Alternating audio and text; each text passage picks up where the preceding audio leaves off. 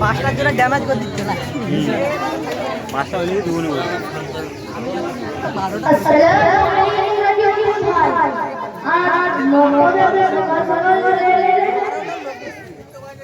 ওয়ালাইকুম আসসালাম দিল মোহাম্মদ ভুলে গেলে আজ 15 আগস্ট আমাদের দেশের স্বাধীনতা দিবস হুজুর বলেছেন আজ বক্তব্যে জাতীয় পতাকা উত্তোলন হবে তাই একটু সাহায্য করলে আগে চলে এলেন ও হ্যাঁ আজকের দিনটা তো আমাদের জন্য আনন্দের দিন 1947 সালে এই দিনটি আমাদের দেশ ইংরেজদের গোলামি থেকে মুক্তি পেয়েছে তাই না একদম ঠিক বলেছো আর জানো ইসলামের যে জীবনে অনেক বড় গুরুত্ব রয়েছে আমাদের রসুল বলেন নিজের মাতৃভূমিকে ভালোবাসা আমাদের নৈতিক ও ঈমানি দায়িত্ব একদম ঠিক বলেছো আমি পড়েছি আমাদের নবী হযরত মুহাম্মদ সাল্লাল্লাহু আলাইহি ওয়াসাল্লাম যখন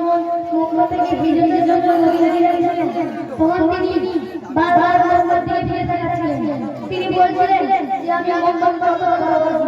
এটাই তো বলে যায় আমাদের মাতৃভূমিকে ভালোবাসা আমাদের সুবহানাল্লাহ তোমার কথা শুনে খুব ভালো লাগলো আমাদের দেশের জন্য কত নিজেদের জীবন কুরবান করেছে মহাত্মা গান্ধী নেতাজি সুভাষচন্দ্র বসু ভগৎ সিংয়ের মতো বীরদের পাশাপাশি ওলামায়ে কেরামের অবদান কিন্তু ভোলার মতো নয় আমার আব্বু বলেছে মাওলানা আবুল কালাম আজাদ সাইয়্যিদ হোসেন আহমদ মাদানী তিবুলদার তিতুমি সাইফুল মাহমুদ হাসান এমন হাজার হাজার মুসলিম বীররা আমাদের স্বাধীনতার জন্য রক্ত দিয়েছেন ও হাসি মুখে ফাঁসি তৈরি করেছেন তাদের যে আত্মত্যাগের ফলে আজ আমরা স্বাধীন দেশে স্বাধীনভাবে নিজেদের ধর্ম পালন করতে পারছি শান্তিতে বসবাস করতে পারছি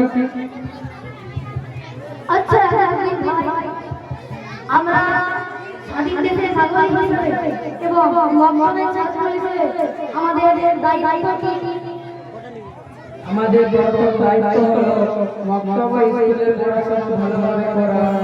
কোরআন ও হাদিসের শিক্ষায় শিক্ষিত হয়ে সৎ চরিত্রবান এবং আদর্শ মানুষ হিসেবে গড়ে ওঠা সমাজে হিন্দু মুসলিম শিখ খ্রিস্টান সবাই মিলেমিশে থাকা এবং দেশের জন্য কাজ করা ইনশাআল্লাহ আমরা প্রথমে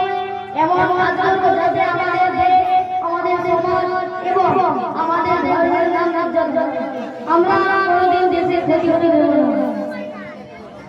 আলহামদুলিল্লাহ তোমার কথা শুনে খুব ভালো লাগলো তো চলো এবার হুজুরের কাছে যাই জাতীয় পতাকা উত্তোলনের সময় হয়ে এলো আজ আমরা সবাই মিলে গাইবো সারে জাহান সে আচ্ছা হিন্দুস্তান হামারা হ্যাঁ চলো জয় হিন্দ